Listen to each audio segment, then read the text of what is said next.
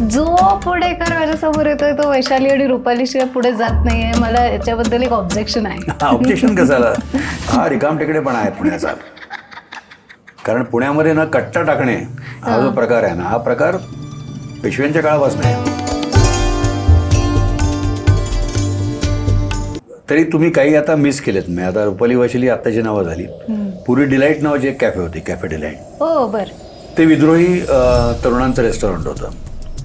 मग तिथे सिगरेट कोणी ओढायचं, सगळे विडे ओढायचे, सगळ्यांना झब्बे घालायचे, सगळ्यांना शबनम बॅग घेऊन फिरायचे, सगळे आई वडील आमचं रक्त पितात असं म्हणायचे, हे जग पेटवून दिलं पाहिजे असं म्हणायचे, देशी दारू प्यायला पाहिजे याच्यावर लोकांचा ठाम विश्वास होता.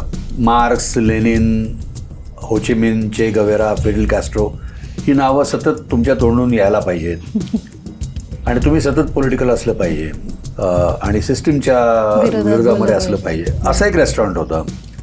मग त्याच्या पुढे गेलं तर एक दीपा नावाचा एक बार होता. बार आणि रेस्टॉरंट असं होतं. मी फर्ग्युसन रोडचंच सांगतोय मी फक्त. त्या दीपामध्ये चिकन, बटर चिकन खूप चांगलं मिळायचं. तर तेवढ्या करताच चांगलं होतं.